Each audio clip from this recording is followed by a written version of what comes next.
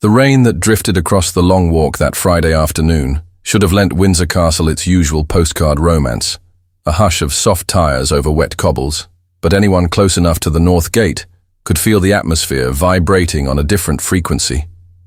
Flowers and lanyarded guests kept arriving for the high-profile charity gala the palace had trailed for weeks, an evening devised to celebrate medical research milestones and underline the monarchy's post-Elizabeth continuity. Yet inside, George IV gateway staff were fielding urgent instructions that made even seasoned equerries glance at one another with raised brows. At the center of the flurry sat a single omitted name: Tom Parker Bowles, food critic, television judge, eldest child of Queen Camilla, and, until this very moment, assumed invitee. By sundown, his absence would trigger a rare collision of protocol, family loyalty, and media theater that left Camilla damp-eyed, Prince William icily resolute, and King Charles balancing the sort of domestic diplomatic calculation no Foreign Office manual covers. The episode did not erupt in isolation. It unfolded atop months of gradually thickening tension. Since Queen Elizabeth II's death in September 2022, Charles's reign had been a balancing act, streamlining centuries-old ritual while proving the crown still understood 21st century accountability.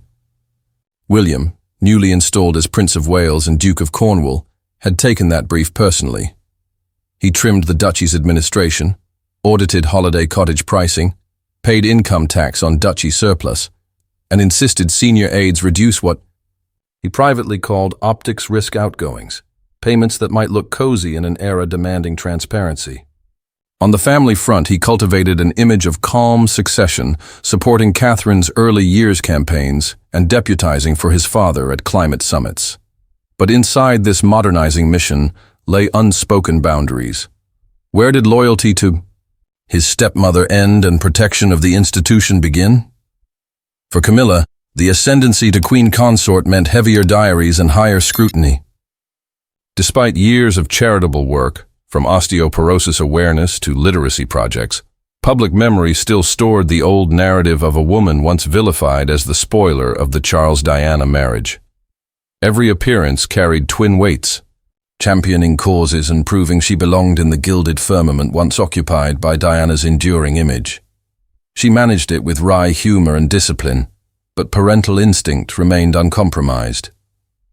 Her children, Tom and Laura, were resolutely private adults who had never sought royal status, yet Camilla's new visibility inevitably cast fresh light on them.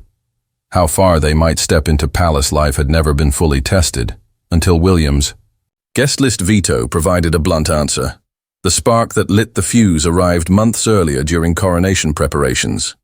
Seating plans, always delicate, became more so when Camilla requested that 20 personal friends and family members feature prominently in Westminster Abbey. Among the households that manage precedence, eyebrows rose.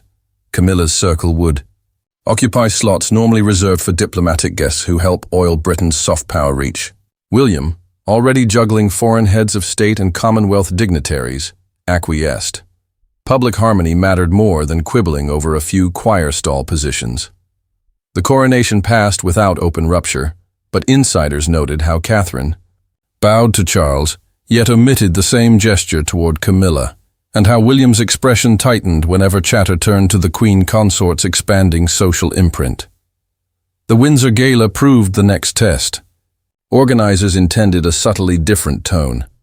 Fewer tiaras, more lab coat philanthropists. William, as host, took personal charge of allocations. Camilla asked quietly that her son attend, reasoning that his food column prominence could amplify the event's focus on nutritional research. William demurred. Places were capped. The spotlight belonged on scientists, and unstated but clear, non-working relatives of senior royals blurred lines he was determined to keep bright.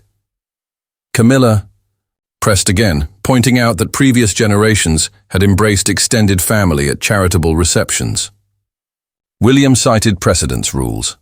Parker Bowles was neither royal nor executive in a partner charity, therefore the invitation risked suggesting nepotism. When the final list went to the Lord Chamberlain, Tom's name was missing. Palace security. Logged William's explicit directive. Admission strictly for credentialed guests, no exceptions. The same afternoon, Camilla telephoned her sister Annabel Elliot, already sore from learning 2 weeks earlier that William had decided not to renew her interior design retainer with the Duchy of Cornwall, to voice frustration tinged with resignation. It appears we belong, but not quite. Annabel, schooled in stoic understatement, advised calm.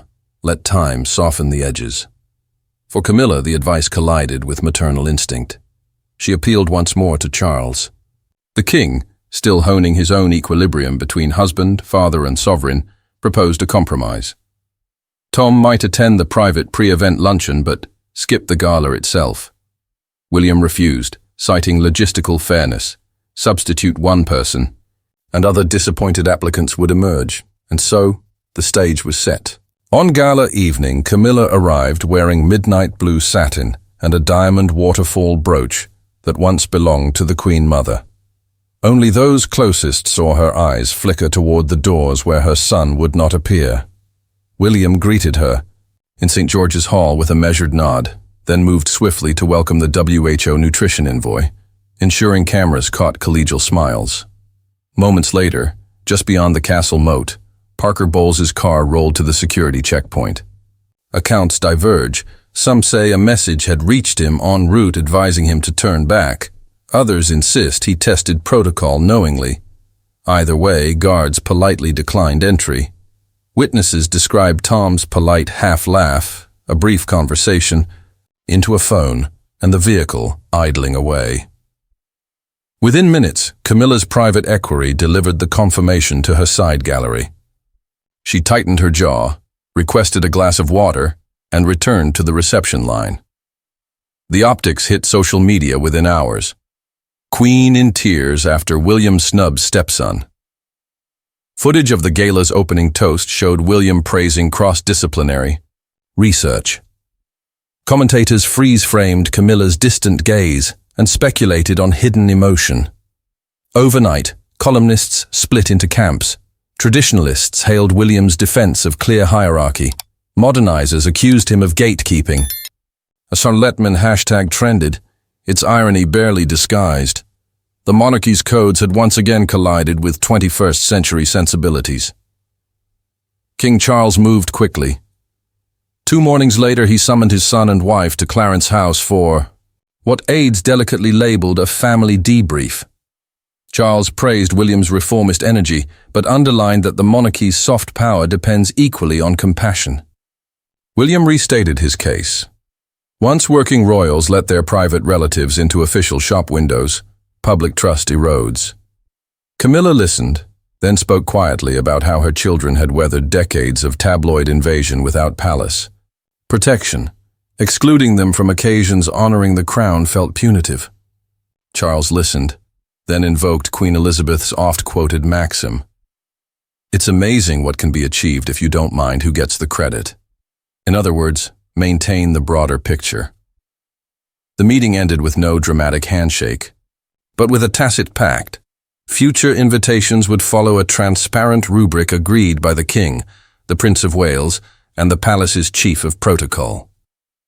Camilla accepted, on the understanding that Tom and Laura could still attend private receptions when their expertise matched the theme. William agreed to consider such cases individually, provided press guidance stressed their non-official status. It was a diplomatic papering over, yet everyone understood real healing would depend on time and consistent behavior. Meanwhile, another dynamite issue surfaced: Annabel Elliot's contract. William's decision to cease payments, carried out under a fiscal austerity plan, had gutted Camilla. Annabel had been not only a decorator, but sounding board, confidant, and one of the few people she trusted implicitly inside palace walls. Though the sums were small relative to duchy income, symbolism stung. Critics labeled William the spreadsheet prince, more accountant than empathetic heir. Supporters retorted that he was simply finishing what Parliament had demanded for decades, a monarchy run like a transparent public body. Inside the duchy, William pressed on. Funds saved from design retainers fed a new renewable energy cooperative for tenant farms. He commissioned independent audits of leasing fairness and quietly launched scholarships for Cornish youth in agricultural tech. Each move fortified his argument that modern monarchy must justify every pound. Camilla, in turn, recalibrated. She redirected frustration into her work, reading room patronage, domestic abuse shelters, the newly minted Queen's Companions program that modernized the lady-in-waiting system into something less hierarchical. She appeared at a primary school library in Stoke-on-Trent, wiping away a trace of moisture that might have been hay fever, and joked to pupils that even queens get told to tidy their families' bedrooms. Public opinion oscillated. Polls suggested sympathy for Camilla had grown since the funeral of Queen Elizabeth, but remained brittle. William's ratings, buoyed by Earthshot and candid conversations about mental health, dipped slightly amid the furore yet stabilized once. The duchy reforms translated into tangible community grants. The monarchy's strategy team concluded that while some resented how the institution clings to archaic lines of blood, others still wanted someone to guard the gates.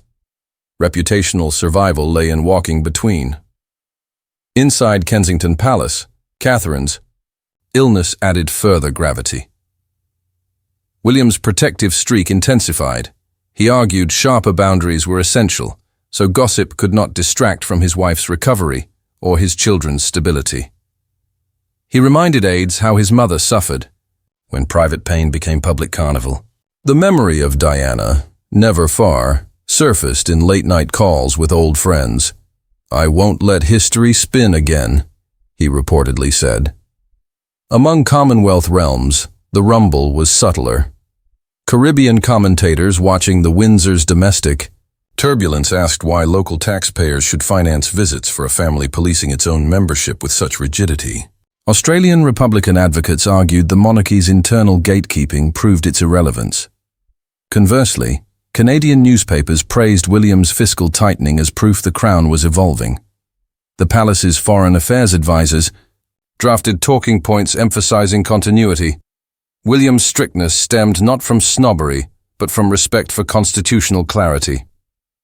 Months passed. By autumn, vantage shifted. William hosted a duchy open day in Penzance, unveiling a solar-powered dairy cooperative. Camilla visited a Cornish hospice the same afternoon. Cameras captured them meeting outside St. Mary's Church, exchanging a kiss on the cheek. Body language analysts found no frost, only a hint of shared weariness. At a subsequent diplomatic reception, Camilla introduced William to a literacy organization's CEO, praising his fatherly reading rituals. William reciprocated by highlighting the Queen Consort's dogged advocacy for domestic abuse survivors. These moments suggested a détente built on mutual recognition that each, in different ways, now carried the Crown's survival. Yet the undercurrent remains. William's adherence to protocol will almost certainly resurface when the next big guest list is drafted. Camilla's maternal instinct will not simply withdraw.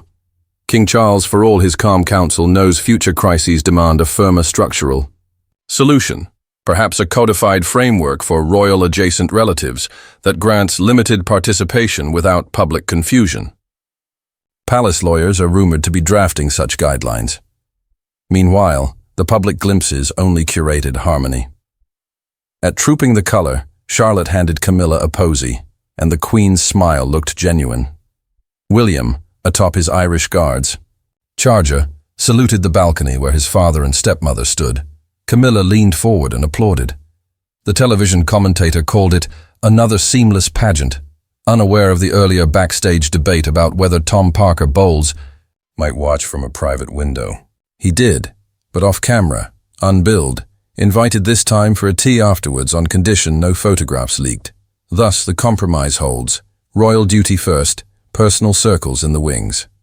William remains the vigilant steward daring to disappoint, to protect the brand.